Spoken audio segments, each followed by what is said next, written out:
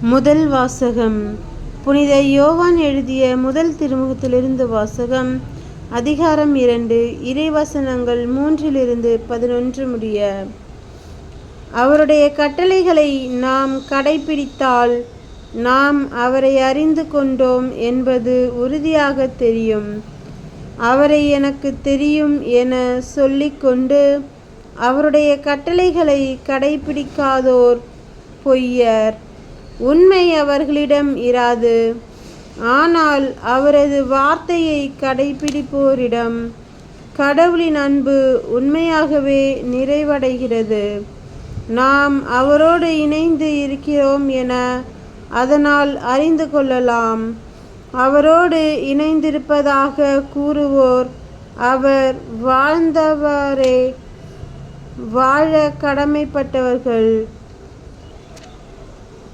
அன்பிற்குரியவர்களே, நான் உங்களுக்கு எழுதுவது புதியதொரு கட்டளை அல்ல, நீங்கள் தொடக்கத்திலிருந்தே பெற்றிருந்த பழைய கட்டளைதான் அது. நீங்கள் கேட்டறிந்த வார்த்தையே அப்பழைய கட்டளை. இருப்பினும் நான் உங்களுக்கு எழுதுவது ஒரு புதிய கட்டளையே. அது புதியது என்பது கிறிஸ்துவின் வாழ்விலும் உங்கள் வாழ்விலும் விளங்குகிறது. ஏனெனில் இருள் அகன்று போகிறது, உண்மை ஒளி ஏற்கனவே ஒளிர்கிறது. ஒளியில் இருப்பதாக சொல்லிக்கொண்டு நம் சகோதரர் சகோதரிகளை வெறுப்போர் இருளில்தான் இருக்கின்றனர்.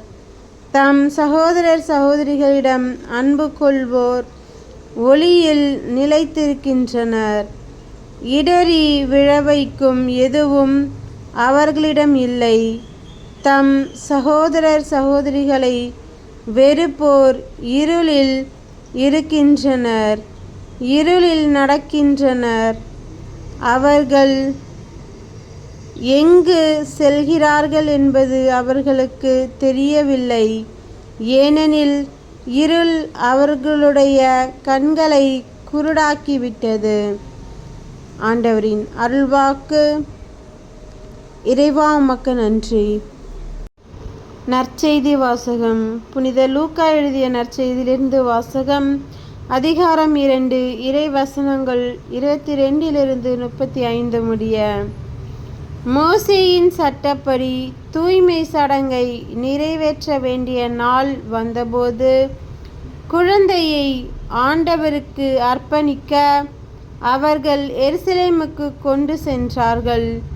ஏனெனில் ஆண் தலைப்பேறு அனைத்தும் ஆண்டவருக்கு அர்ப்பணிக்கப்படும் என்று அவருடைய திருச்சட்டத்தில் எழுதியுள்ளது. அச்சட்டத்தில் கூறியுள்ளவாறு 2 மாடப்புறாக்கள் அல்லது 2 புறா குஞ்சுகளை அவர்கள் பலியாக கொடுக்க வேண்டியிருந்தது. அப்போது எருசலேமில் சிமியோன் என்னும் ஒருவர் இருந்தார். அவர் நேர்மையானவர், இறைப்பற்று கொண்டவர், இஸ்ரேலுக்கு வாக்களிக்கப்பட்ட ஆறுதலை எதிர்பார்த்திருந்தவர். தூய ஆவியை அவர் பெற்றிருந்தார். ஆண்டவருடைய மெசியாவை காணும் முன் அவர் சாகப்போவதில்லை என்று தூய ஆவியால் உணர்த்தப்பட்டிருந்தார். அந்த ஆவியின் தூண்டுதலால் அவர் கோவிலுக்கு வந்திருந்தார். திருச்சட்ட வழக்கத்திற்கு ஏற்ப செய்ய வேண்டியதை குழந்தை இயேசுவுக்கு செய்து முடிக்க பெற்றோர் அதனை உள்ளே கொண்டு வந்தபோது சிமியோன் குழந்தையை கையில் ஏந்தி கடவுளை போற்றி, ஆண்டவரே, உமது சொற்படி உம் அடியான் என்னை இப்போது அமைதியுடன் போக செய்கிறீர். ஏனெனில் மக்கள் அனைவரும் காணுமாறு நீர் ஏற்பாடு செய்துள்ள உமது மீட்பை என் கண்கள் கண்டு கொண்டன. இம்மீட்பே பிற இனத்தாருக்கு வெளிப்பாடு அருளும் ஒளி. இதுவே உம் மக்களாகிய இஸ்ரேலுக்கு பெருமை என்றார். குழந்தையை குறித்து கூறியவை பற்றி அதன் தாயும் தந்தையும் வியப்புற்றனர். சிமியோன் அவர்களுக்கு ஆசி கூறி அதன் தாயாகிய மரியாவை நோக்கி, இதோ இக்குழந்தை இஸ்ரேல் மக்களுள் பலரின் வீழ்ச்சிக்கும் எழுச்சிக்கும் காரணமாக இருக்கும், எதிர்பார்க்கப்படும் அடையாளமாகவும் இருக்கும். இவ்வாறு பலருடைய மறைவான எண்ணங்கள் வெளிப்படும். உமது உள்ளத்தையும் ஒரு வாள் ஊடுருவி பாயும் என்றார். கிறிஸ்துவின் நற்செய்தி. கிறிஸ்துவே உமக்கு புகழ்.